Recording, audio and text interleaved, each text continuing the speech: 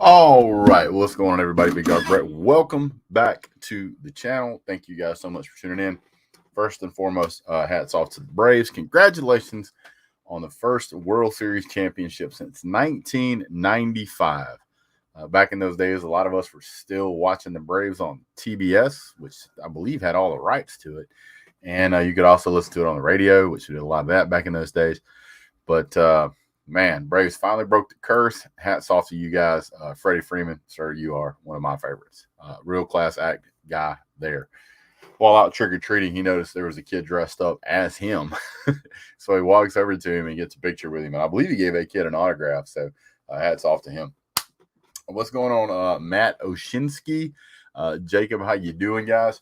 We're still going to give everybody a few more minutes here to kind of jump into the stream. Then we'll kind of get into it, a little more about this week, what's coming up, what we've got, the quarterback situation at UGA, what we're looking at, the results from the College Football Playoff Committee, the rankings, upcoming matchups, just a whole ball of wax here. We're really going to get into it. What's going on there, Shadow, and what's up, sir? Lizard Circus, what a great name. Howdy, sir. But yeah, as a Braves fan, I'm not a super fanatic Braves fan. Keith Carr, who jumps in the stream from time to time, he is. He actually has tickets to almost every single game. What's up, Brad Pitt? Yeah. So appreciate you being here, sir. Appreciate all you guys being here. If this is your first time on the show, if it's been recommended to you by a friend, which I recommend all of you that are normal subscribers to recommend this to a friend, which is a great recommendation on my part. Recommend it to somebody who might want to watch this as well. Also, treat the like button like you would Gary Danielson. Go ahead and smack that thing for me one time. Much appreciated. What's up, D4? Appreciate you being here, sir. Thank you so much. Yeah. So let's go. Brandon says, what's up, BDB? Go Braves. I'm with you on that. Salty Dog, welcome back to the stream, sir. So glad to have you here. One of our resident veterans. I really appreciate you being on the channel here, sir. Thank you so much for your contribution to the freedoms of this country and for serving those of us before my time. What's up, Keith Carr? Congratulations, sir. Biggest Braves fan I know. Salty Dog says, yawn. He here. I was here when he said, but it 8 minutes after he shows. I'm not sure what that means, but okay. What's up, James Willoughby? How you doing, sir? Johnny Red Dot says, hit the thumbs up. I can absolutely support that. I'm going to leave the banner running at the bottom. I want to try and get to 5K by the end of the season.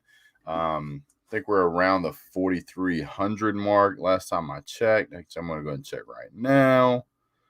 Yeah, guys, 5K would be huge for us, guys. We're at 4,362. We're getting close to the end of the season, and it tends to pick up. Oh yeah, I'm always late, sir. I tend to put in a little bit of an intro, just some music or something to give everybody kind of time to get here. They get the notifications. People, got to grab a few minutes or whatnot. When the stream goes live, I'm here. I'm just in the background. So yes, but I do appreciate you pointing out that I was 2.5 minutes late. Appreciate it, sir. Matt Oshinsky says, please read my question. The very first question, which I'm going to read, Matt, but I'm going to give everybody normally when I get to the 10-minute mark is when I kind of start doing questions, but I'll definitely get to that. Don't you worry.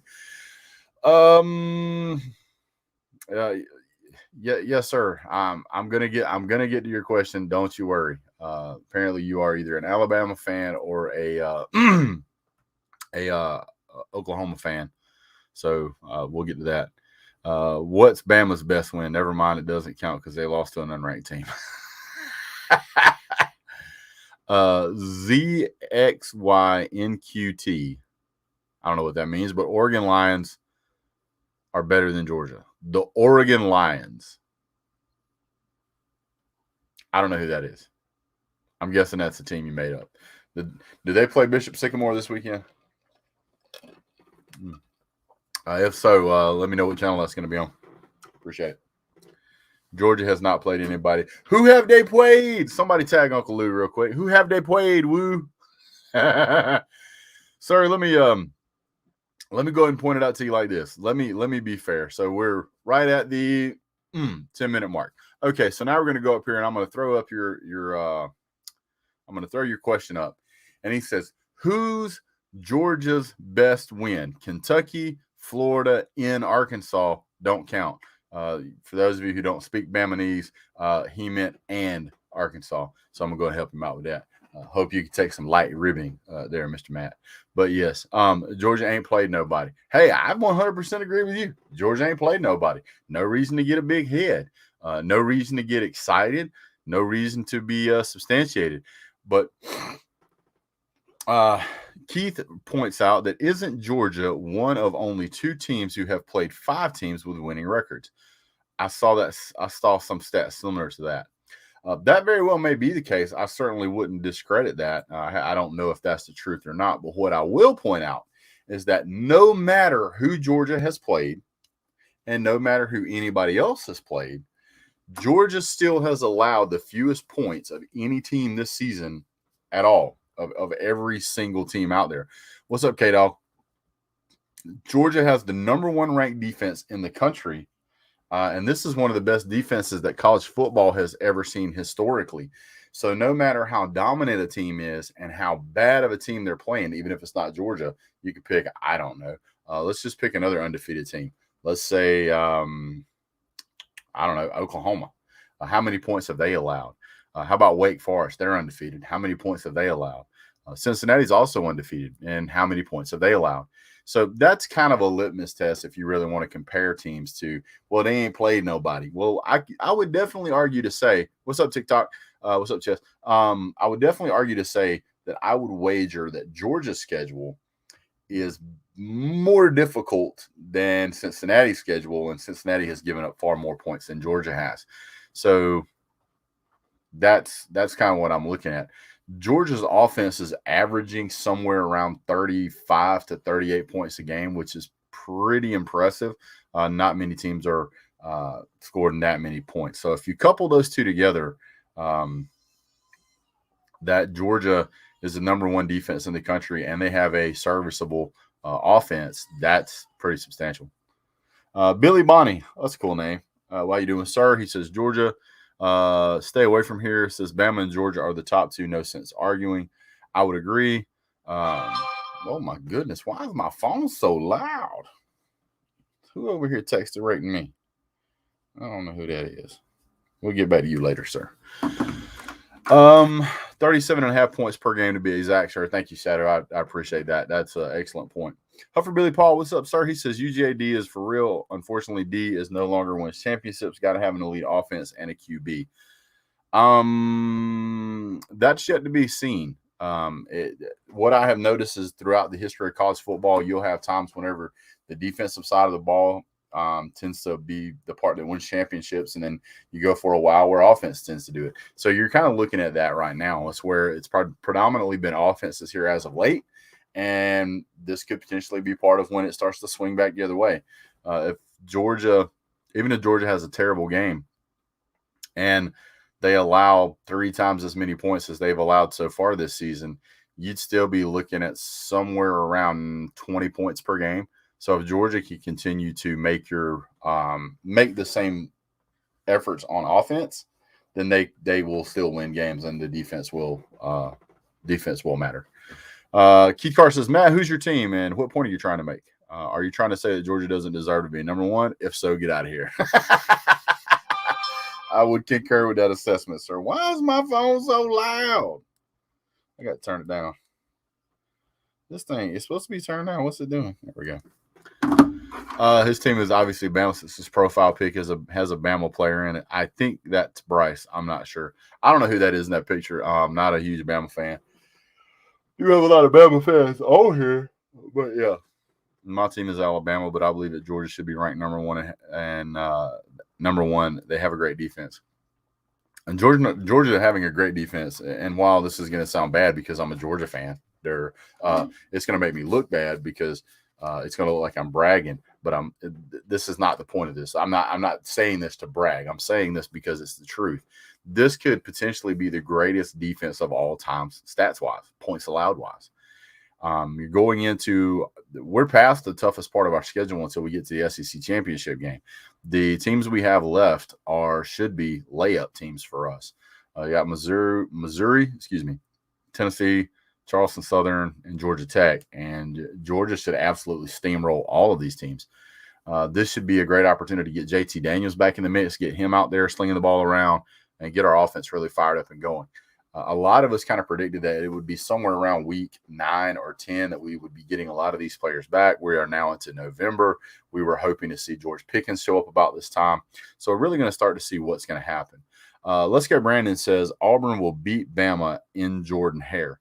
Now, before you guys start jumping up and down, throwing rocks at Let's Go, the thing you need to understand is I don't think somebody pointed out a stat earlier, and whoever's quick with a stat check here can verify this. But somebody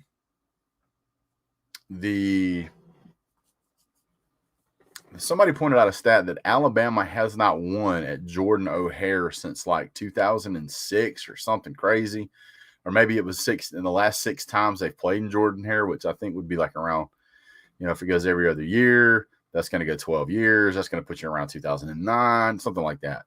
But yeah. Love your show, but Bama is your enemy. Saban is in your mind. If you watch college football and you don't have a game with Nick Saban circled as an important game, something's wrong with you. The man is obviously a mastermind. He's the greatest college football coach of all time, and we're playing in that era. So he has been beaten this year. It's the first time that we've had one of his previous assistants beat him. I was kind of hoping it would be Kirby. But that proves that it can be done. The Braves win the World Series, breaks the curse, proves it can be done. So for those of you that are keeping track, does Georgia have an opportunity to beat Nick Saban this year? Absolutely. If an unranked Texas A&M team can do it, then Georgia can too. Now, does that mean that Alabama's going to have the same weaknesses it had? No, probably not.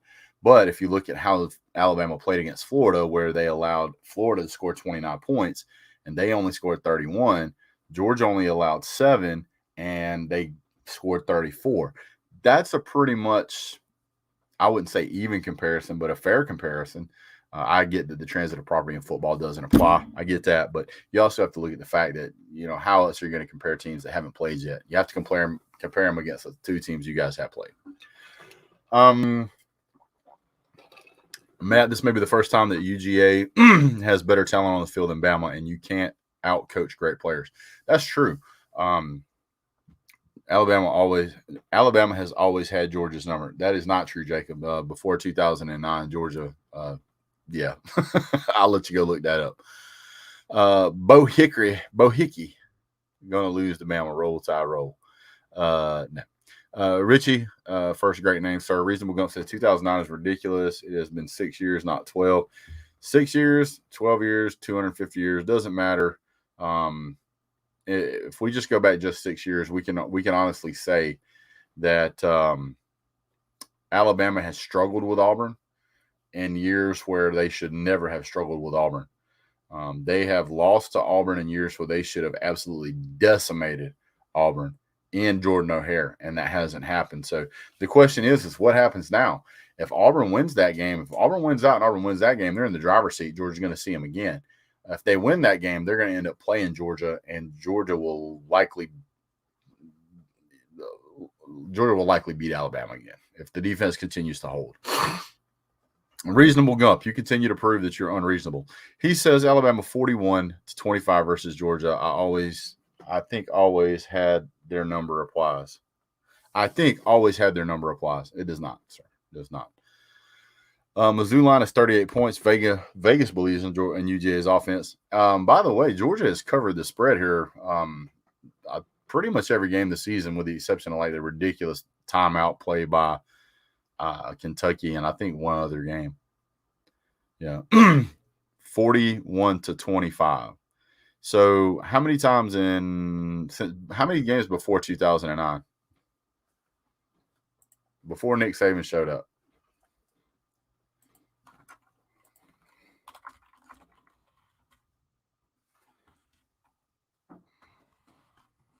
Let me look it up.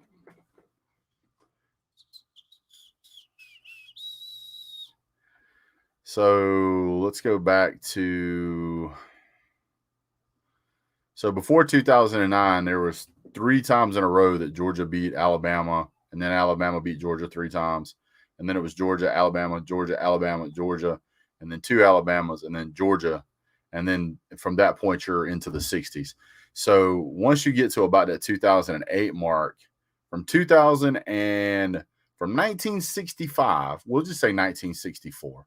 From 1964 until 2007, it was pretty evenly matched. And then the last several bouts here, which is 08, 12, 15, 18, twice in 18, and then once in last year, it's been Alabama. But let's see. In 2018, it was a one-score game, overtime, one-score game in Alabama. Then you guys whipped us pretty good in 15. 2012 was one score, solid game. You guys played a solid game in 2008, beat us by 11. But, I mean, as far as saying had Georgia's number, that's debatable. Bulldog JC says if Georgia beats these better teams than we play in the SEC championship game in college football playoff, it will be because either JT plays or our elite defense wins the game for us. It will not be because of Stetson Bennett. There's a lot of people that absolutely believe that. 6 in a row, Brett. That's why I said before 2009, sir. I mean, you're looking at a span of 42 years where it was back and forth between both teams. That's in the last 80 years. I mean, I'm just saying. If Georgia played, Lesko Brandon says, Brett, if Georgia played Alabama every year regular season, they would be 6-0. That's just facts. We're not Tennessee. Yeah, if Georgia and Alabama played every year, they wouldn't be 6-0. I agree with that. The only team that Nick Saban has ever said he did not want to play again was Georgia. So I mean, you can take that for what you want. He said that's from the mouth of Saban himself. So yeah, wasn't Pickens supposed to come back this month? They say that he's playing. We'll see what's going to happen at maybe the end of the month. But we need to get him back in, man. We really need that guy back. The way Bama been playing, they will not be in the SEC championship game. I'm guessing that's what he means. So let's look at the college football playoff selection. For those of you who know, I did a live on that last night, and I was absolutely dumbfounded that Oregon was ranked number 4. I just don't get it. I really don't get why Oregon is ranked that high. I mean, I get that they lost to an unranked Stanford. You know, they beat Fresno State by 1 touchdown. They beat OSU by 1 touchdown. They lost to Stanford by 1 touchdown. They beat Cal by 1 touchdown. They beat UCLA by 3. Now they did do a pretty good job against Colorado, but show me a dominant team here, and I just don't see it. I just do not see it. I believe if you were to play, or if Oregon was to play Ohio State right now, I believe Ohio State would win. Here's the question: if both UGA and Bama win out, will UGA be the favorite in the SEC championship game? That's a fact. That is a fact. Michigan State wins a hard game against D4. You still in here?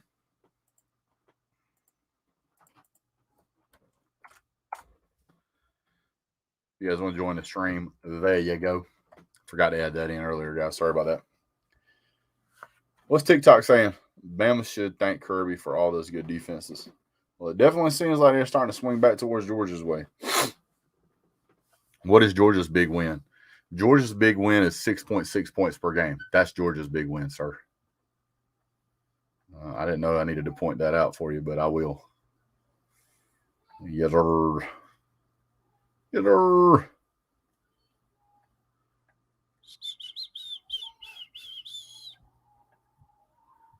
Man, I hate noon games.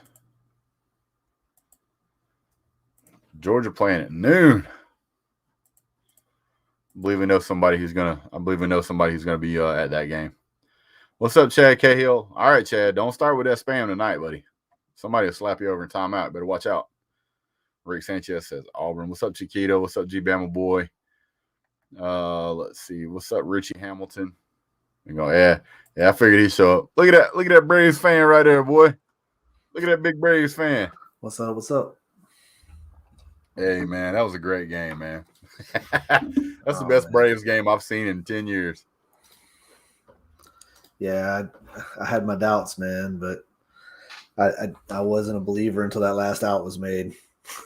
Man, I was right there with you. I don't know if you saw the stream or not, but I streamed it. I've been so disconnected, man. I've been sitting right in front of my TV, not paying attention to the rest of the world. I wouldn't even get on Twitter, dude, because I was superstitious. The two games that I've got on Twitter and was basically live tweeting the game, we lost. So I put my phone down. So I ain't touching that. Put me a beer in my hand and sat there and watched the game, not paying attention to anything, man. Yeah, like me, you change hats, start changing shirts and stuff. Yeah, man. I do all that stuff, man. Oh, yeah. So when I was sitting there, I was getting frustrated because we were letting him get on base. And, we'd get a couple players on base, and then we'd go 3 outs in a row. It was like, golly. Or we'd have 2 outs, and then we'd start trying to get somebody on first with a single. And I'm like, we just can't get the outs lined up right with the hits. It just seems like we were a little bit out of sync. And if it wasn't for the home runs, which I think Freddie Freeman had, 5? Yeah, I'm not sure. I know they 3. I know they had, they stated that like 70-something% of our runs had come off the home run in the postseason. So, which is, that's kind of the way baseball's played this year, actually recent years.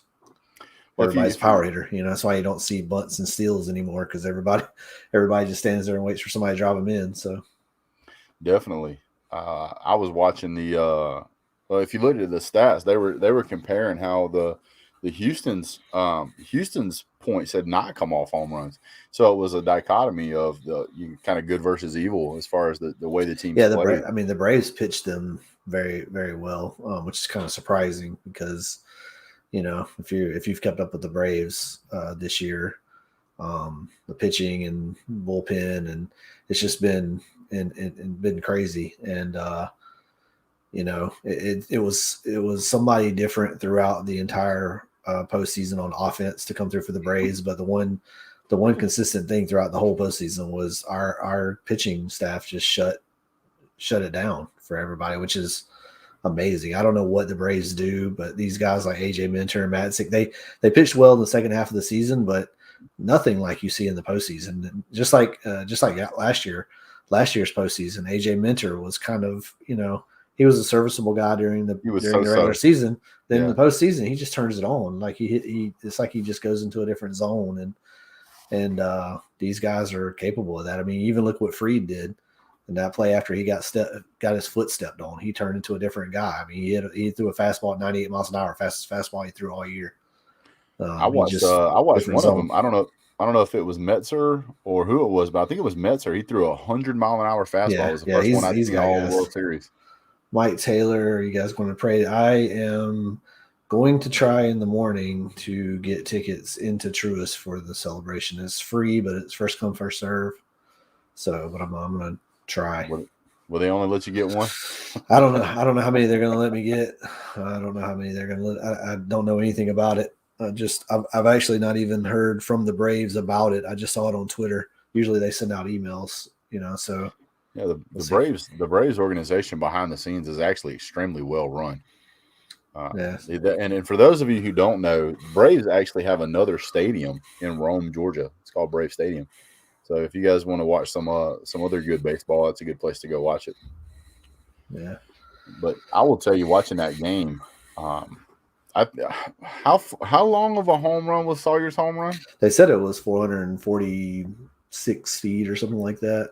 I don't believe that. It was blasted. That's for sure. Because dead away center field. They got a short. They have Houston has a short porch in left field. Like their left field is short, and they don't have much stands there. And then you just have like this huge brick wall or concrete wall, and he hit it over that. So during the game, I don't know if you saw, but they showed a clip from Pujols hitting a home run up there. He hit something very similar in the same spot, and they had his at 455. So okay. Roughly, about a 450 foot shot. I mean, I'm going to tell you, it looked like a 540 foot shot because that ball. If you go back and you watch it, I love when they do the outfield view. Like if you're like in the right field stands and you see the ball go out and it starts going up, it starts going up like this, and then like as that thing was leaving the park, it had just kind of leveled out and started to come down. Yeah. So. Well, I think the thing that gets you with Soler particularly is he is a ginormous human being. Oh yeah. He's built like a tight end, like a football tight end. I mean, that dude he's huge. So when he swings and he doesn't get cheated. I mean, if they set a stat during the postseason or during the World Series that if you add up all of his home runs, like the distance they traveled, it's the farthest of any player in Major League Baseball. So like he didn't hit the most home runs, but if you add up the distance of all his home runs, it's longer than anyone else. So he doesn't get cheated. He swings a strong bat, and when he hits the ball, they tend to fly. And he knew it, and that's what made that one so awesome. Is he knew it as soon as he hit it, turned around and taunted. Everybody with a set of ears knew that one was gone. There's a clip out there that's taken from I guess it would be around the on deck circle. It's kind of like a side angle where you can see all the fans in the stands and they're like pumping pom-poms or pumping those little orange handkerchiefs that they have, and it looks like pom-poms off in the distance.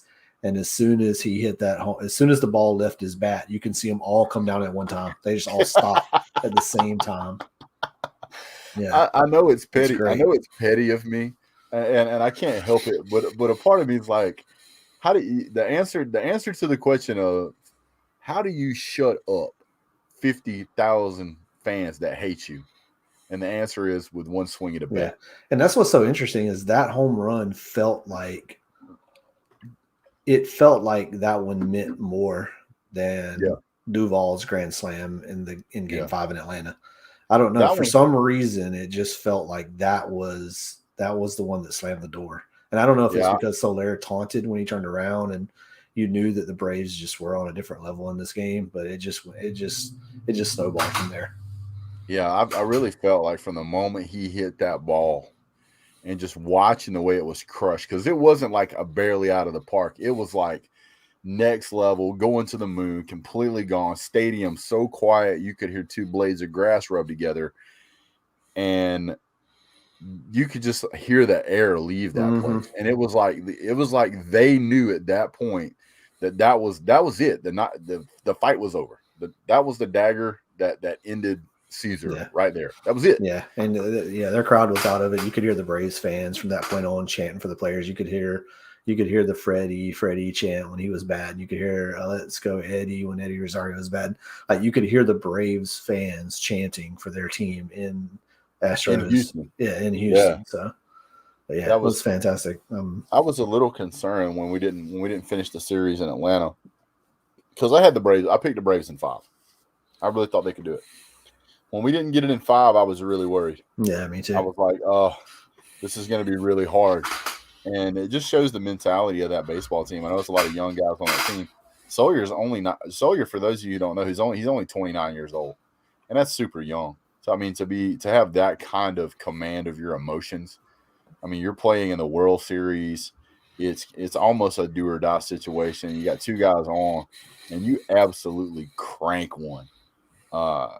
Just incredible. Just absolutely incredible. And it's amazing. Like, you look at what at what GM Alex Anthopoulos did at the trade deadline to go out and get these guys. We went out and got Jock Peterson, Soler, Rosario. We got Rosario, and he didn't even play for us for a month. Yeah, he was hurt. He was injured. But then you look at the postseason. Jock Peterson had huge at bats off the bench as a pinch hitter against the Brewers, game deciding hits. Then you got Eddie Rosario, just went to a different level against the Dodgers, and he gets the MVP of that series. And then Jorge Soler gets he hits three home runs in the World Series. Each of them put the Braves ahead. Gets the MVP. So you look at three guys that weren't even on this team at the beginning of the year were the guys that were our MVPs of the postseason, and we literally gave up nothing to get these guys. I mean, it's amazing. We didn't give up anything. Now, and I'm gonna need your expertise on this because I have my thoughts about this guy, and I know a lot of people really like him, and I don't. I feel like every time that he's asked to come in for the clutch, he struggles. And he's got a great bat, but it always seems like when you ask him to do something, he can't. And that's Travis d'Arnaud. Travis d'Arnaud was a Silver Slugger last year. He's a great defensive catcher.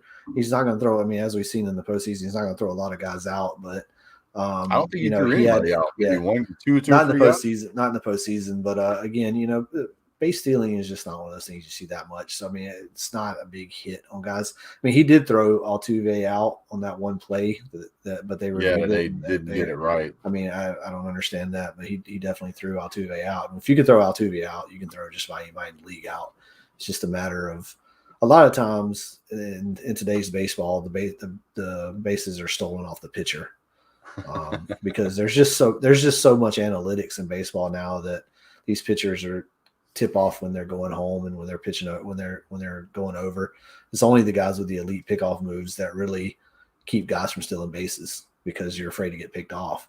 So I don't know. I like d'Arnaud. He was actually one of the. Him coming back is actually, also when we took off too. He had a great breakout year last year with the bat. And, he had a clutch home run in this World Series too. So my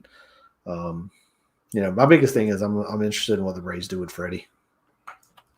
I have an interesting take on that because everybody just thinks it's obvious that he's coming back. I don't think it's so cut and dry because I don't either. I think, he's 31 years old. He's going to want a long-term contract. And I know we're talking about baseball here. Right? This is the last point. We'll talk about some football. But, he's going to want a long-term contract as a guy that's 31 years old, and sports generally does. You don't want to sign a 3 or 4 year deal and then try to sign another deal when you're 35, 36. Nobody's going to give you money at that age. Right. Yeah. And so he wants a long-term deal. I don't know if any other baseball team is going to give him a long-term deal other than the Braves. Well, if the Braves don't give it to him, they're crazy. And he's going to want a lot of money. But the thing the Braves have to take into account is if they sign Freddie to a 7 or 8 year deal, that's going to push him up to where he's going to retire as a Brave. Ronald Acuna and Ozzie Albies, these guys' deals that they signed for next to nothing are going to be maturing during his contract. Yeah. And so Acuna, if he keeps on the trajectory that he's on now, is going to get like Bryce Harper money. He's going to demand. He's going to be record-setting, big deal. Hundreds of millions of dollars for 10 years. That's the kind of deal you're going to get for Acuna when he resigns. Yep. And the Braves are going to need to be in a position to make that contract because Acuna is the next Freeman. Yep. So if we can keep Acuna and we can keep the best part of our bullpen, we'll be good. Yeah. And the Braves historically don't spend a lot of money because they're owned by a media company and not by an individual owner. So the Braves are just kind of a line item for them, not.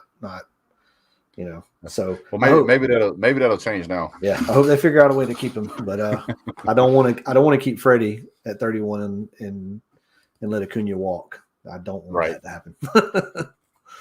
All right, well let's get back into football here. I guess we got to talk about this. Have you seen what's going on with Henry Ruggs? Oh yeah. So for those of you who don't know, Henry Ruggs was released by the Las Vegas Raiders Tuesday night after being jailed on felony charges in connection with an early morning crash that unfortunately killed a woman.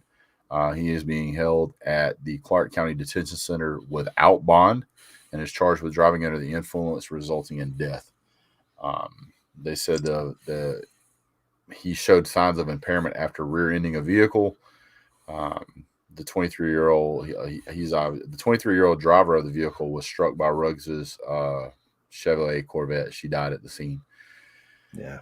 I heard he was going like 150 something miles an hour too, which is ridiculous. I didn't find that part, but I just saw it on Twitter, so take it for what it's worth. Well, looking at the pictures, he's going to go to jail for a long time. Yeah. This is an example of having too much money and not enough responsibility. Yeah.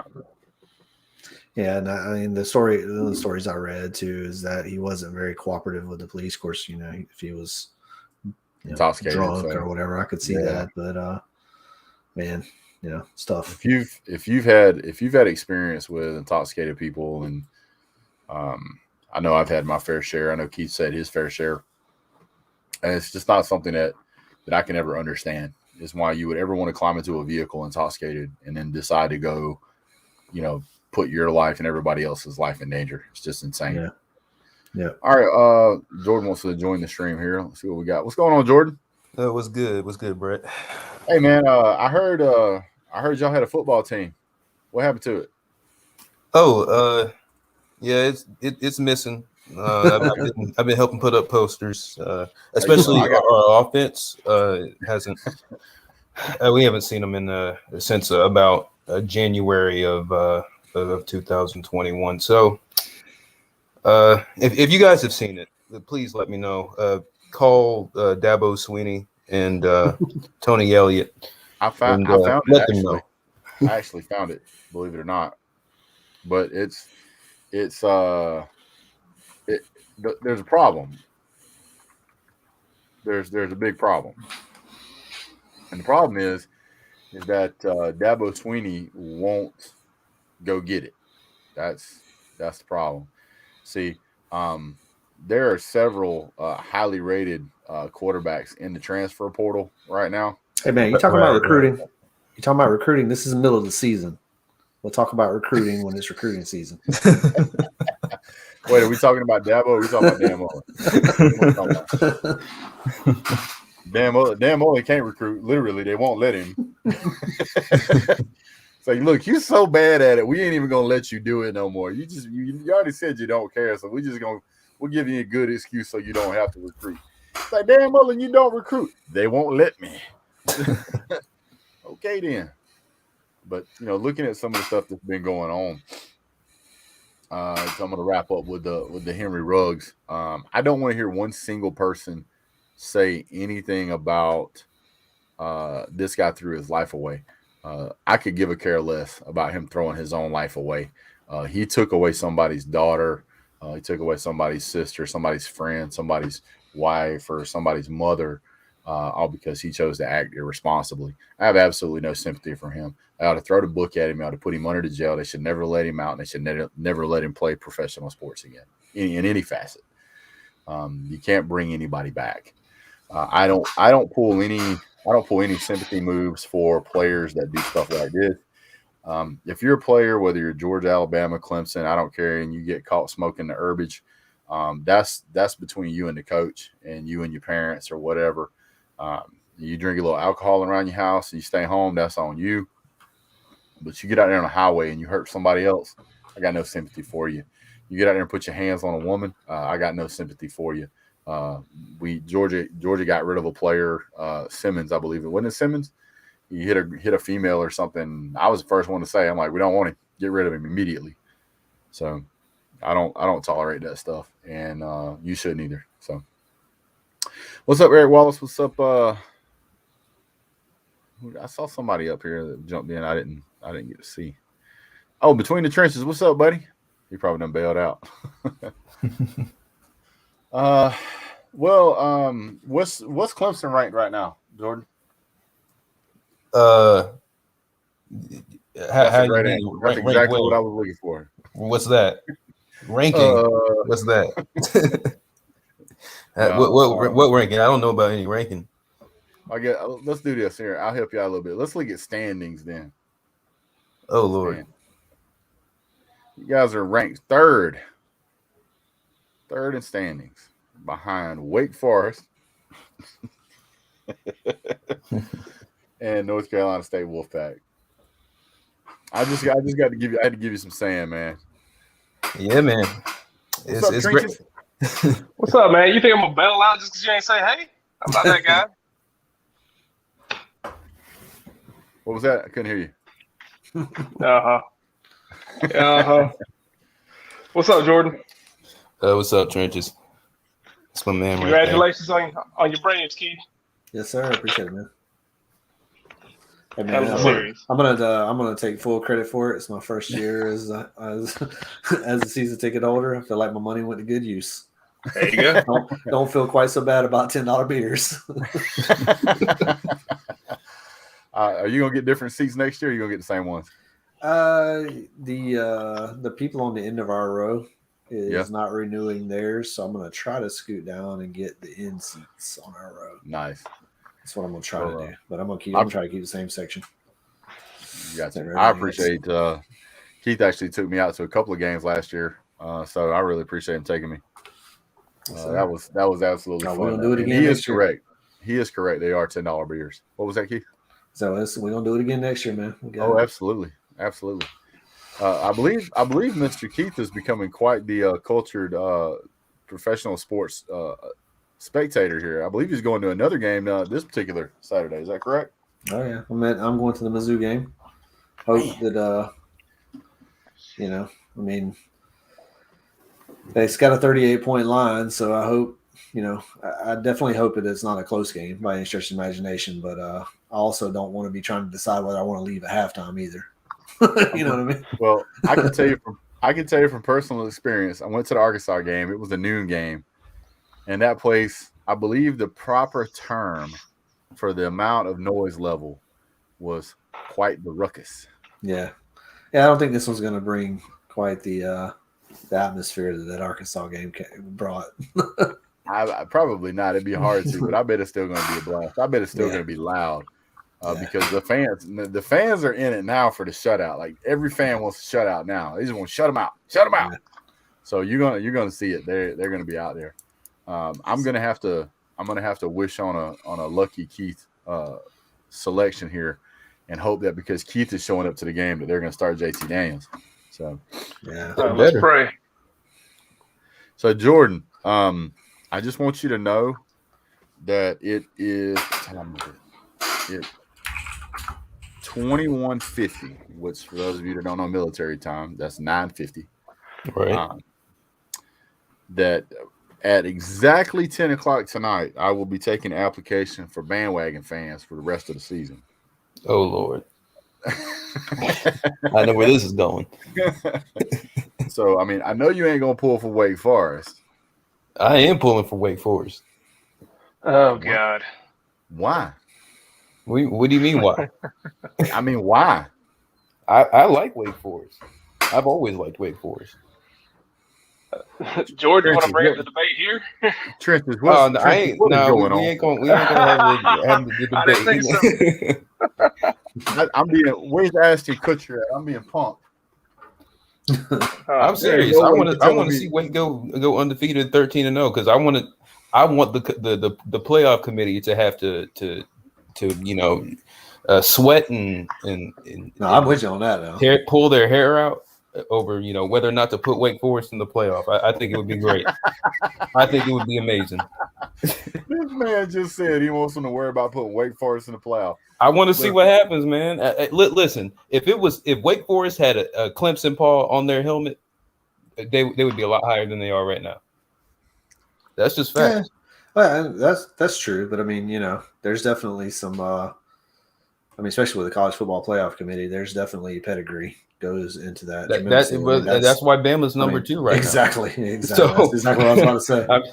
I'm just saying, but I don't think Wake is a top 4 team. Don't get me wrong. I don't think that the fourth best team in college football, but I just want to see it happen because I just want chaos at this point. My team season is over. Yeah. I mean all we have to play for at this point is are you Carolina.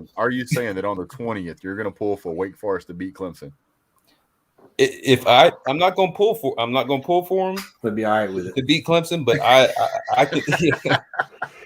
I won't be mad if we lose. I won't be mad.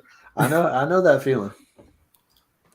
I'm willing to be a sacrifice for Wake Forest undefeated 13-0 ACC championship season. Oh, by the way, if Wake Forest wins the ACC, they will have won it twice since the University of Miami joined the ACC. So shout out to all my Miami fans. You are officially worse than Wake Forest in the last 16 years. So Wake Forest at this point is the best team in the whole state of Florida. Is that what you're saying? Well, yeah. You go back to the college. I'm picking them on a neutral field against every team in the state of Florida. That's a wise choice. You go back to the college football playoff committee and talking about Bama being number 2. I don't know. I guess you haven't gotten to that yet or whatever. But everybody's. I saw somebody in the chat say it too, that everybody's thing is that everybody knows that Bama, Georgia, all these teams would beat Cincinnati, and that's why Cincinnati's not down there. And it's like, I used to be part of that group, but Cincinnati played Georgia tough last year. Cincinnati has played the teams that everybody said that would just beat the hell out of them. They've played them tough. And so it's like, if Cincinnati can't be in the top 4 now, then there's just I don't think there ever will be. I mean, I want somebody to explain to me how an undefeated Oklahoma that has played 9 games is not ranked above a 7-1 Oregon. I'm not mad at it. Or 7-1 I'm not mad Michigan. at it.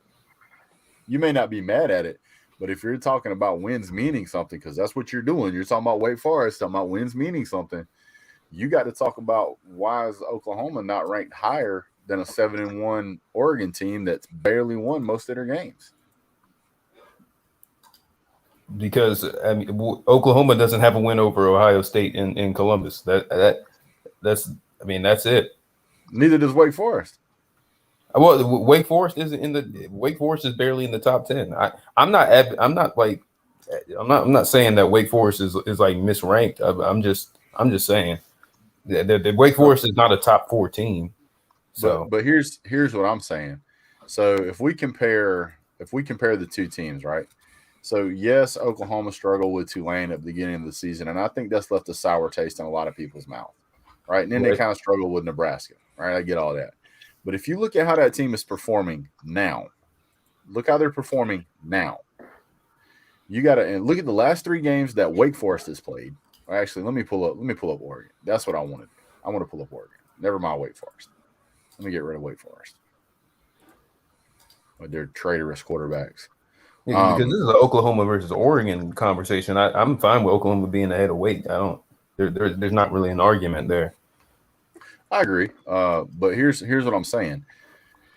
So beginning of the season, 7-point win for Oregon over Fresno. They had a 7-point win over Ohio State.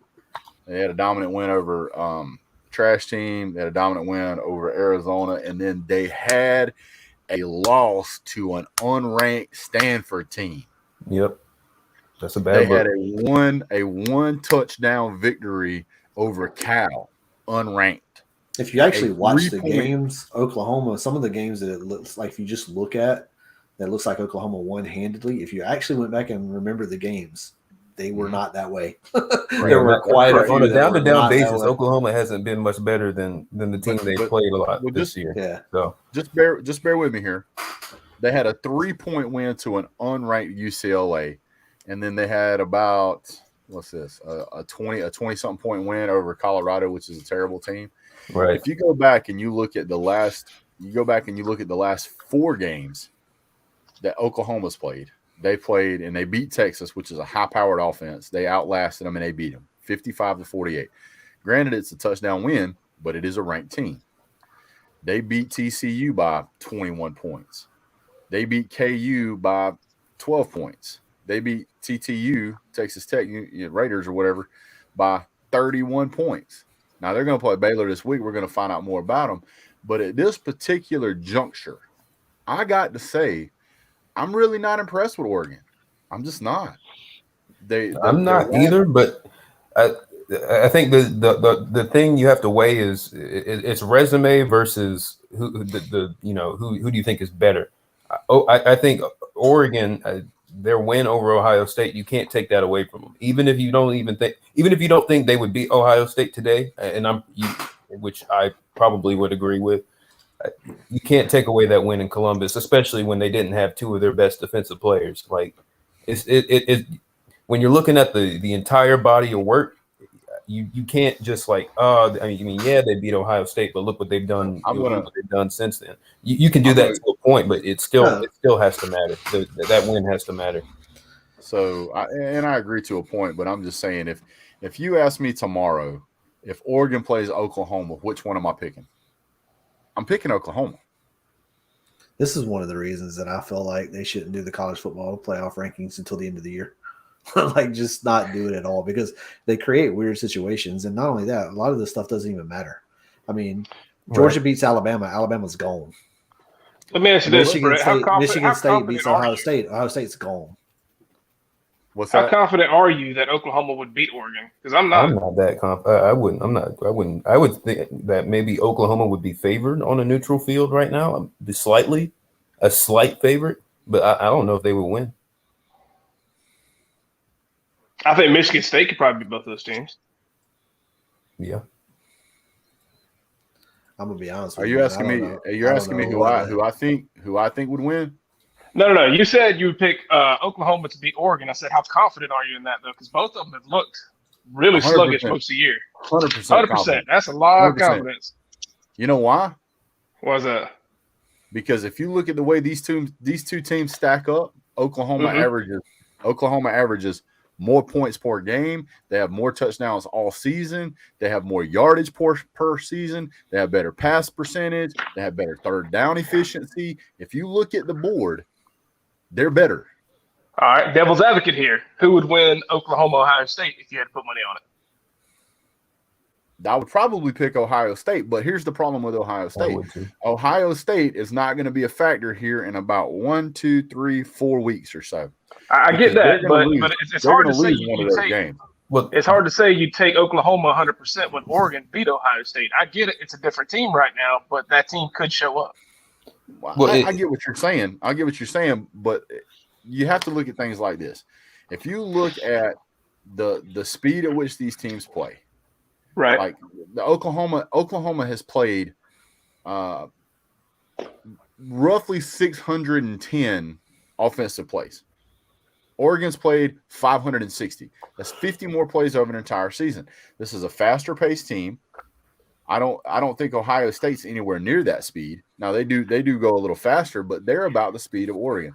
I think that the Oregon-Ohio State game and it's a one-score game. I really think that those two teams are pretty evenly matched.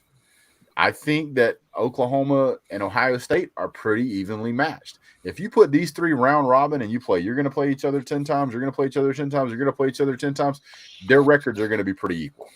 That's what I'm saying. Mm-hmm. But at the end of the day, you've got Oklahoma all the way down here at 8 at 9-0 versus a team that's 7-1. I'm sorry, but when we're talking about the best, we've got to talk about who has the better record. Because let's say that you lose 2 games in a season. You lose 2 games in a season. You get to the season, you lost 2 games. Then, but at the end of the season, there's another team that didn't play in a national championship that they're 12-0, and they're a Power 5 conference. They played a Power 5 schedule. They won their division championship. But they didn't get a ticket to the big show. But you did, and you had a loss. See, you see the problem I'm saying? Oh, I see what you're saying, man. I say it's hard to pick Oklahoma beating Oregon 100% because we really don't know if those two play because Oklahoma still ain't found a defense or, they're still struggle winning, man. It's not like they're blowing teams out. Neither is Oregon. I get it. Neither one of them is impressive in my opinion. I'm gonna tell you like this. Oregon is going to do what Texas does. They're going to look really good for a little while, and then they're going to blow it. Well, if that's going to happen, I mean that's the thing we haven't even really addressed is that all of this is going to take care of itself. They put Oregon in the top 4, so all they're saying is Oregon, you're in right now, but you control your own destiny. But if you don't, if you don't, shape up and you're going to lose a game. Like, they still have to play Utah. That's a very losable game. Assuming they go to the Pac-12 championship, they might get a rematch with Utah. That they can. Oregon can most definitely lose a game, and it takes care of itself. If Oklahoma wins out as a undefeated Big 12 champion, they're going to be in. I'm gonna tell you this: as a Georgia fan, I would love to see Oregon or Oklahoma sitting at that 4th spot in the playoffs. Oh, I'm with you. I'm okay with Ohio State. I know. Yeah, I mean, me too. I just feel like they have, like you said, they got a little bit more on their side than the other two, but it's still, I'm okay with that. The way that I look at it is, you got Ohio State, who's got to run a little bit of a gauntlet here. They got to go Michigan State and Michigan. I think they dropped one of those games. They dropped one of those games. That's 2 losses. They're out. Oregon's already lost 1 game to Stanford. If you can lose to Stanford, you can lose to anybody. Yep. You could lose to Utah, and you could use the championship game. You lose either one of those, you're out. Oklahoma, they got to play Baylor, who's ranked number 12 next, and that could be a loss for them. Then they got to play Oklahoma State, and they can lose that game. And I would argue to say that if Iowa State shows up to play spoiler, they can win that game, or they can also lose the championship game. So technically, all of these teams could get knocked out, and you could be looking at a Cincinnati, a Michigan State, or even a Wake Forest. Yes, sir. Jordan, you pushing it, man. We're about to have that argument again. Listen, but that's the thing though. It's all going to take care of itself, and all 3 of these teams can easily lose a game or 2 and knock themselves out. Here's a crazy scenario for you. Let's say all these teams implode, like you're saying, Brett. Would there be a chance for a 2-loss Bama team to sneak in? I don't think so. I don't think so. You think I think all of these teams are huge Georgia fans come December. Oh yeah, well, especially Cincinnati. Yeah. If the committee has any integrity, they're going to treat that. You guys might not even see Alabama in the SEC championship. That's the thing. Yeah. I mean, they're definitely having. I know Bama fans. I can hear people unsubscribing right now. I know all you Bama fans don't want to hear this, but there is a real, and trust me, as a Georgia fan, I will admit to it. There is a real problem. There is a real problem playing in Jordan Hare. There's a real problem. You can lose that game very easily. And so I think if Blow Chunks comes out there and he plays really good, and Alabama comes out there and has a bad game, I mean, Alabama almost lost to Florida. So, and I think Auburn's infinitely better than Florida. Oh, yeah. Yeah. I don't think you need to explain to Bama fans that it's a possibility to lose at Auburn to some fluky, weird, Lucky Charms sort of fashion. Both of us have been the victim of those. Georgia fans too. Yeah. Back to back. Same year. Same. Well, no, not the same year. A couple years later, you guys were in the 2010 year, I believe. That weird prayer pass from Cam Newton. Yeah, the prayer in O'Hare. 2013. I thought that was 13. I thought the kick six and the prayer Jordan Hare were both 2013. I thought that was the same year because that was the year that they were just lucky. Everything was bouncing. Yeah, they lucked their way into that title game against FSU.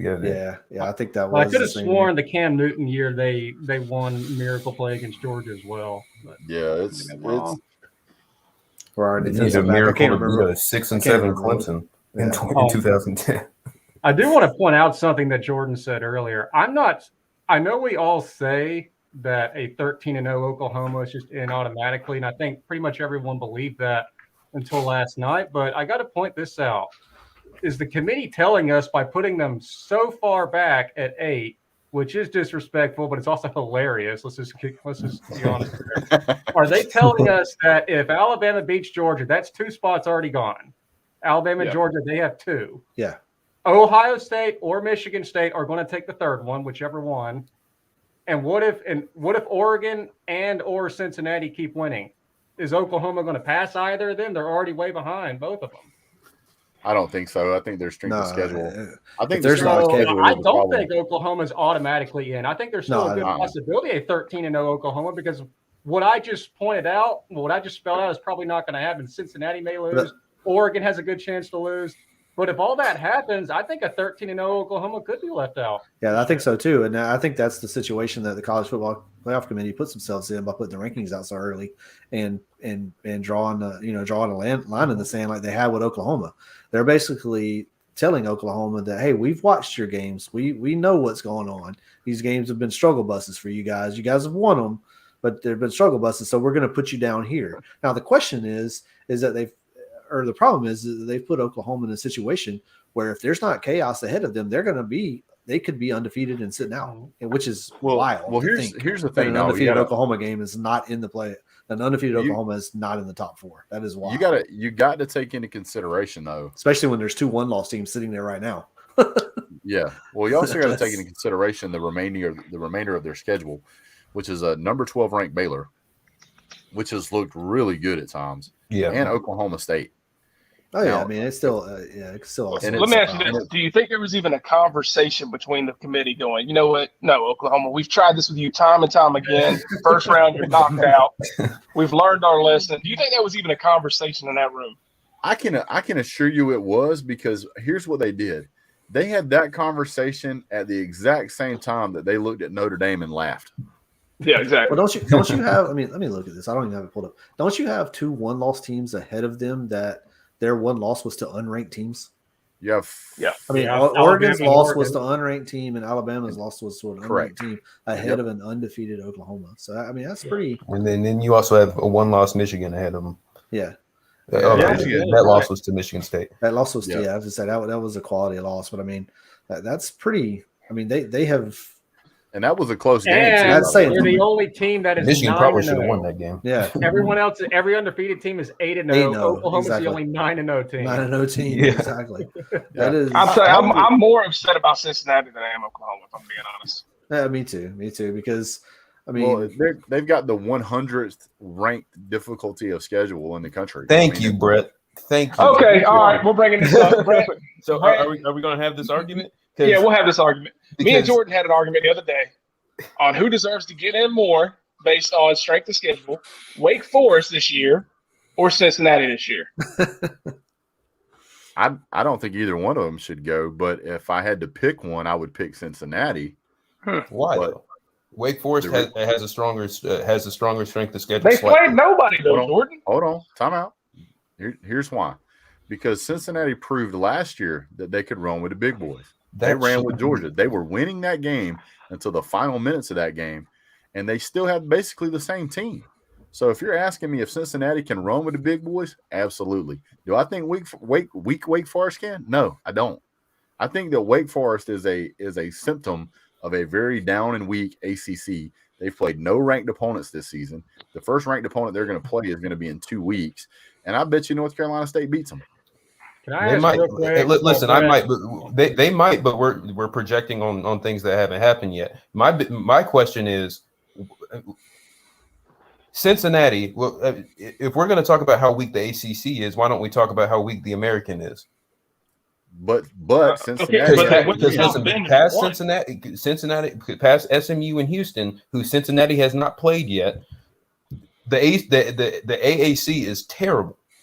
It's not beating the top 10 team. It's not good at all. The top 10 team, though. They beat a Notre Dame. Yeah, team I get that. I get, and that matters. Yes, that win at Notre Dame recovered, and it's still a top 10 team. And if you look on the AP, ranking, Notre Dame's number 8. Brad, right. We've all made a living watching you trash Notre Dame on an annual basis. Don't try and hype them up now, man. I'm not hyping them up. I'm merely pointing out what other people are hyping up. I'm just saying that even with the win, even with the Notre Dame game, Cincinnati's strength of schedule is still incredibly weak. Right, but Jordan, I don't see the strength of schedule of Wake Forest either, though. You keep saying because they're a Power 5 conference. That Power 5 conference isn't putting up anybody right now. There's no strength of schedule for Wake Forest right now. And The only difference is that none of the ACC teams that they're playing are ranked, but because the they're caliber losing. of athlete and the caliber of talent that they're playing against on a week in week out basis is better than what Cincinnati is seeing on a week in week out basis. This is kind of a moot argument, though, right? Because I mean, Cincinnati is ranked ahead of Wake Forest, so I think the playoff committee agrees with you, Trenches. I think they agree that the fact that Cincinnati, again, the playoff committee looks at pedigree. They had an incredible season last year, played Georgia tough, undefeated so far this year with a win over a top ranked Notre Dame team. So I mean, I think they're where they should be. I was kind of surprised that they were as low as they were. I thought that they were going to get some love, but apparently they didn't. Which I'm okay with that too, because I think some things ahead of them is gonna shake out, and if it shakes out the way that it very, very, very well could be, that Cincinnati's going to be in one of those 4 spots. I do think it requires Georgia to beat Alabama, pretty sure, or whoever the Western team is. So I think if Alabama takes a second spot, since there's no chance Cincinnati. Yeah, I think. Well, that's why I'm pulling for Cincinnati here, because they're the biggest Georgia fans out here right now. So I think all these guys are. I think Michigan, Oklahoma. I think any of these guys that's not in the top 4 right now are Georgia fans for sure. Yeah. So let me throw an absolute monkey wrench into the system, just because I can. What happens if Oklahoma State beats Oklahoma? I think that will happen. Because at that point, Oklahoma State's sitting in second in the Big 12 right now. They'll have a ranked win against KSU, a ranked win against Baylor, a ranked win against Texas, and a ranked win against Oklahoma. And that would put them at 1 loss. They play the Big 12 championship, whatever, they win. Where would you put them at? Because I'm going to go ahead and say, just for argument's sake, Georgia wins out and Alabama wins out. The Michigan, Ohio State, Michigan State thing is going to figure itself out. Cincinnati's probably going to win out. Oregon may or may not. But that would pull a team from as low as the 11th spot and catapult them all the way into the top 3 or 4. Well, personally, if it's an Oklahoma State that has a win against Oklahoma, only 1 loss, wins their conference, and it's between them and Cincinnati, that's where strength of schedule definitely comes to play in my book. And Oklahoma State should get that 4th spot. I think that may be the case. And I also do want to point out something that I've heard both a Georgia player say in an interview and Kirby Smart say in an interview, and which, for those of you who don't know, 90% of my time that I spend driving places is spent listening to press releases. Like, I'm listening to whatever Kirby Smart just said to the press. I'm listening to what players just said. I'm listening to what recruiters are saying. I'm listening to all this stuff. Both Kirby Smart and a player on 2 separate occasions have said that this college football playoff thing is absolutely irrelevant, because out of the last 7 times, only 1 team that was ranked number 1 actually won it. Yeah, when it first come out. Yeah, when they first come out. So, this is going to be this right here is something. Yeah, it's a great talking point. It's fun to talk about, but this is all going to shake itself out. Georgia has cleared its tough part of its schedule, which was the middle part, which we thought was going to be a tough game against Florida. Missouri should be a blowout. Tennessee has shown that they've got some life on offense. That Josh Heupel out there seems to be doing pretty good. You guys better bring some trash cans to that game so they have somewhere to aim at. Yeah. But they've actually done a pretty good job. They have an extremely balanced offense. The problem is that the defense is just terrible.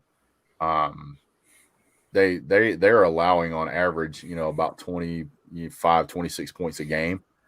If they're allowing an average of 26, 27 points a game, Georgia's going to come out there and provided we have a decent quarterback, do a lot of damage. So Georgia gets past that.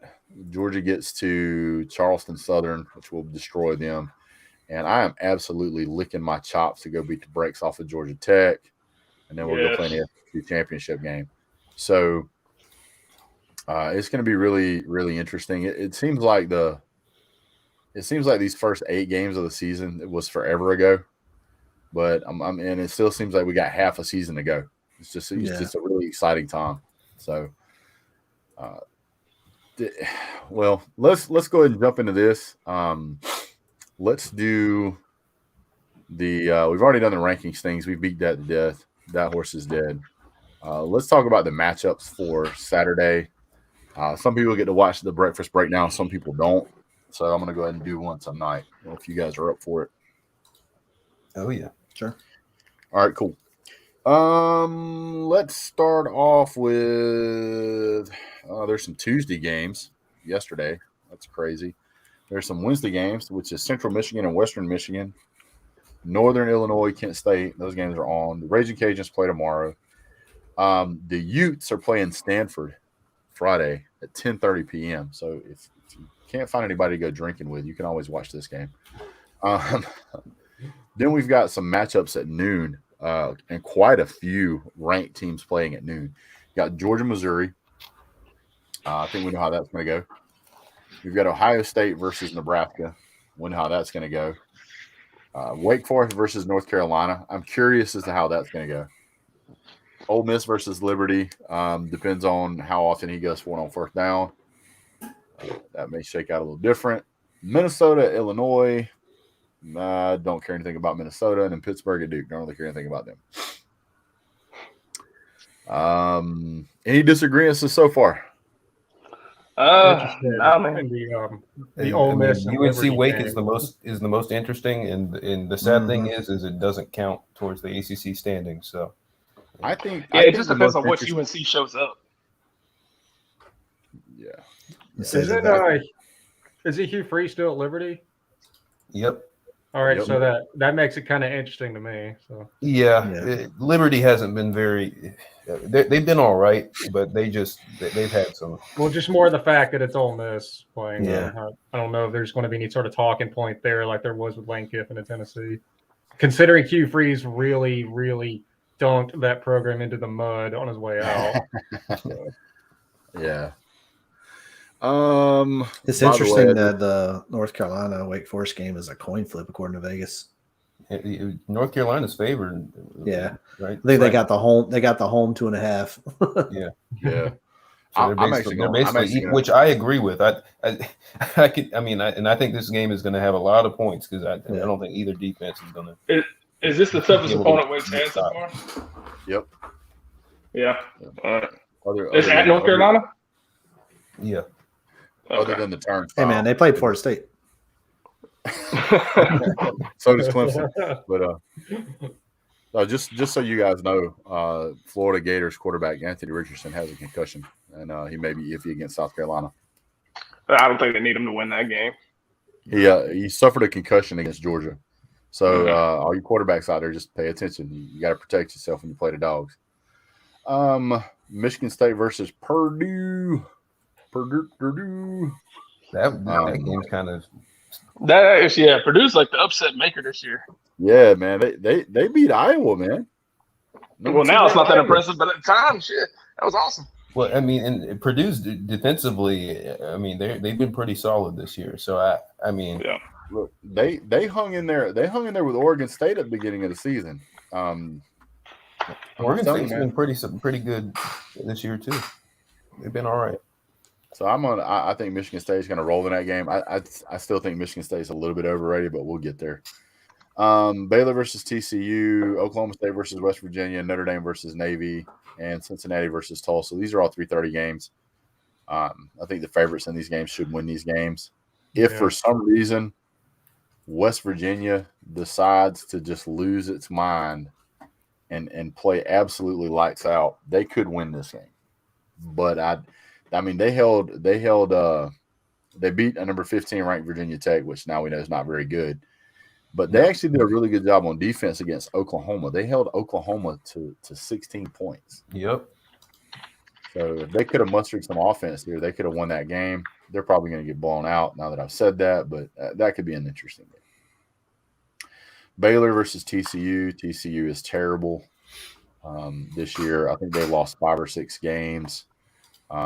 This will be another blowout. Gary Patterson, so yeah, absolutely just a waste of time. Let's see here. Let me jump back over. Where's it at? FBS schedule. Then the best game of the day up to this point is going to be the Texas A&M versus number 13 ranked Auburn. Mm-hmm. That's the game of the week. Who wants to go Bad first? game day is not there. They're going to be in Cincinnati. Where is game day? Okay. Cincinnati, Tulsa. Oh, That's kind of surprising. that's to me, interesting. honestly. Yeah, Don't know why, but because they have a legit schedule, Jordan. that's it. So I think this game will, at least on the Texas A&M side, it will tell us whether or not they really did turn a curve when they beat Alabama, or if that was more of a fluke thing, because they've looked really good the last couple of weeks, but it's been against guys like, Missouri and South Carolina. Auburn, they beat Ole Miss, but if anyone did any sort of research on that game, they would know Ole Miss was basically more banged up than Georgia was at the beginning of this year. They were starting a converted quarterback at wide receiver. That should tell you just what their offense was, and Lane Kiffin still went for it on fourth down. Over like 70% of their passing yards were to walk-on receivers. And not only that, Matt Corral got hurt in the very beginning of the game. He came back after they gave him that shot of B12, just like they did Justin Fields last year. But we don't know how he's going to play in this later on. But I'm just saying that Auburn got that win, and they look good somewhat in the first half doing it. But it's not at Jordan Hare. It's in Texas A&M. I would rate Texas A&M in the top 5 hardest places to play in the country easily. So I think I'm going to take Texas A&M on this. If I'm wrong, then that means no, they're still the same team they were when they beat Colorado by 10. So, but no, I think Texas A&M has figured stuff out, and I'm going to take them by a touchdown or 10 points. 60% of the time, it works every time. Nice. Yeah, I think I'm going to go opposite of you, man. I'm going to take Auburn in this game, dude. I'm going to take the team who actually still controls their own destiny. And it's going to make the Iron Bowl a hell of a lot more interesting. Bo Nix is looking a little better. Defense, I think, is better than A&M's. I'm just going to roll with it. All right. I hate to point this out to you, sir. Texas A&M still controls their own destiny as well. That's a good point, but I feel like Auburn's Auburn's got a better Alabama shot. to lose to Auburn. Do what? Yeah. They would still need Alabama to lose to Auburn even if they won this. That's not controlling your destiny. Yep. Yeah. No, that's not A&M true. already has that. That is That not is true. true. Mississippi That State. is not true. They beat Auburn. They hold the tiebreaker. Oh, you mean that Alabama's got to lose to somebody? Yeah. They don't have to lose right. to Auburn. They got to lose to Yeah. somebody. Okay, they have to lose to somebody. That's not controlling your destiny if you need the other team to lose to someone else. Right. Well, I Boom! guess If Auburn wins out, they're going to Atlanta. Auburn controls their destiny. Auburn They does win out, they're control, going yeah. to Atlanta. Yeah. A&M Right. still That's the only loses. reason I'm rolling for it, man. It's like I said, it's all in their hands at this point. You took them out. No. I'm sorry. I control some destinies too. I'm just saying. Yeah, I think I'm with Trenches. I'm going to take Auburn just because I want to see the Iron Bowl be, a quasi championship game. I do too. Right. Because I also know we can beat the crap out of Auburn. I don't want Auburn to win though. I want Bama. Yeah. Yeah, I'm right get there with you. I want no excuses on Bama at the end of the year. Yeah. I No, want you Bama. If you want Bama, misunderstand. you need to pull for Texas A&M because we don't beat Dude. Auburn in big Iron Bowls. We only beat them when we're 30 points better than them. So Valid point. here's what I'm hoping will happen. I'm hoping that Auburn wins this game, and I can't believe I said that. Hope Auburn wins this game, and they get really hyped up to play against Alabama, and then y'all beat the crap out of one another, and half your team's banged up. Because then y'all will match the way Georgia's been all season. Half banged up, playing with half a team. We got a travel roster of 70 people. We're only taking like 40 with us. Yeah, Rest you of them guys on get the to injury rest report. up for 3 weeks before that, playing the likes of Georgia State or Tech and whoever the hell else you play the week before. I know. I just know an Alabama fan is not sitting here talking about playing cupcake schedule. Our schedule's harder than yours this year, I think. SEC Come on. A&M is better than. It probably started out Stop that way. it. Come on, who's your biggest? Who's your toughest game in the schedule? Who is? I'm serious. I'm asking. Who is? Y'all It was gonna- Kentucky, and they just got the brakes freed off by Mississippi State. Yeah, and we beat them when they were ranked. Tough to do sometimes. So what played is going to be Arkansas. Alabama's? You're What's gonna going to play be Alabama's Arkansas. biggest You win? played Auburn. We're going to play Auburn. You played Florida. We're going to play Florida. No. We beat Florida. Y'all played Florida. There's a difference. I'm pretty sure there was a win in our column too. So you guys played Miami, dumpster fire. You guys played Mercer. You played dumpster Clemson, fire. dumpster fire. Sorry, Jordan.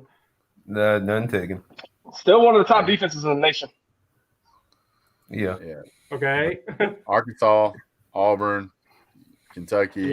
All like those are all like except Kentucky. Well, Which we've is got worth, three. which apparently is worse. They were all than ranked. We've got 4 ranked wins. Alabama's got 2, 3. Okay, Well, we'll say we're gonna put Arkansas We'll say on 2.5. We'll say 2.5 because y'all barely escaped Florida. Still won. Is Kentucky better than Texas A&M, you think? Yes. Yeah. Okay. That's why they were ranked when we played them. You know what's going to happen? You know what's We'll see fixing at to the end of happen? the year is better.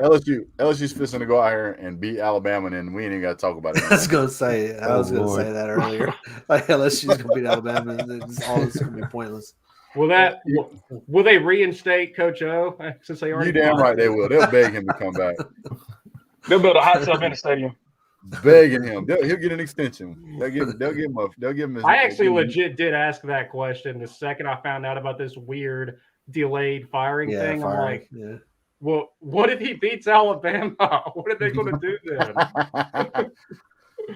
I'm gonna laugh because I mean, to be fair, they did hang 49 points on Florida. Yeah, and rush for like 2,000 yards. Well, they always beat Florida. Who's gonna take this LSU job? I think that's gonna be an interesting hire. I'm gonna say right now, if it's not Luke Fickell, he's an idiot. LSU can get anybody they want. That's what I'm saying. LSU's got a job in college. You know they're gonna make a splash hire for sure. Mel Tucker, because they're tired of this. They're tired of it. Oh yeah. Well, what happened was they got a little taste. They got a taste of victory, and now they got to have it. Well, I mean, I think people within that program realized that it was the stars aligned year. It wasn't a program that they cultivated. It was, you had the stars aligned with the talent that you had, and you went out and won it, and then that was it. Yeah. And I think LSU is a program that has everything it needs or more to be an Alabama or a Georgia or Ohio State. They're in a ridiculous fertile recruiting ground. They got Texas over here. Louisiana is a gold mine on its own. They got a head coach there will get everything he wants. The fans are amazing. They are so passionate about the school. Yep. So they should not have any trouble getting whoever they want. Well, here's something. Here's something I'm going to point out for you guys, just so you know. LSU for the 2021 football recruiting is currently ranked number 3. If you go back and you look at 2020,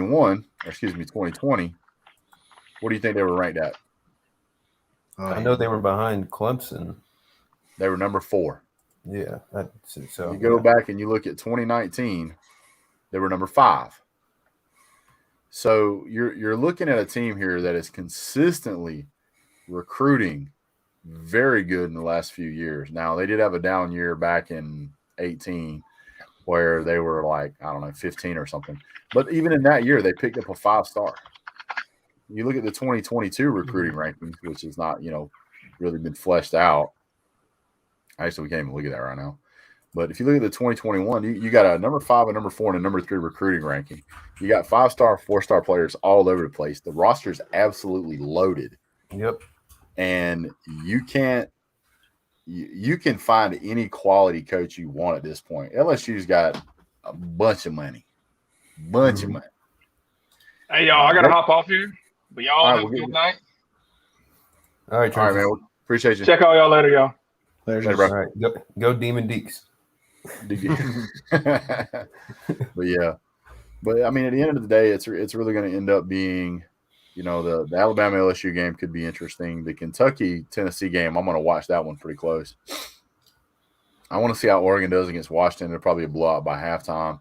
The Florida South Carolina game might be worth watching, but it comes on at 7:30. Oregon's going to be blowing someone out by halftime? They could. It's Washington. Yeah, but it was Washington's Stanford. bad, man. It was Stanford.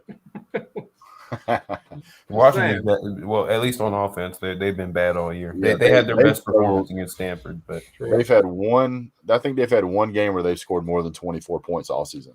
No, Yeah. 2 games, 31 points, and then a 52-point game. The rest have been like next to nothing. and their best offensive output was like on a per play basis was like 5 yards per play, or something like that. Yeah. Was Washington ranked Best they've done all preseason? season. I almost want to think they were. I don't know.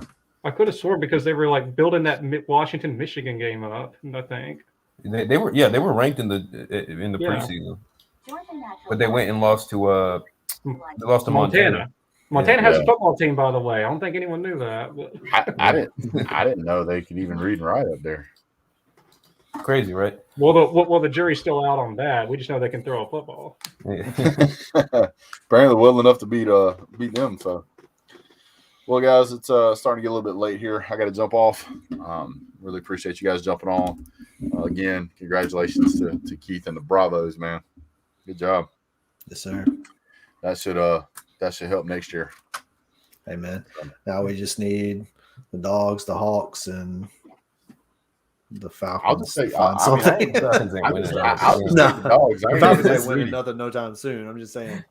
The Hawks and the Hawks are there though. They're on the precipice. So yeah, they're looking good. We'll see what happens. So really appreciate you guys jumping on. Quick shout out to those of you who made it to the end of the stream here. K-Dog, Rick Sanchez, Sean Stapleton, Neo, Stay Away From Me or Stay Away From Here. Appreciate you guys being on. Really, really appreciate you guys. So about an hour and a half, pretty long show. Normally we do about an hour, but don't forget to like, subscribe, and share. Send it to your friend. Put it on Twitter, Facebook, Instagram, wherever it is you visit on social media. Help us get to 5K. Really appreciate it. You guys have a great day. God bless. Go Dogs.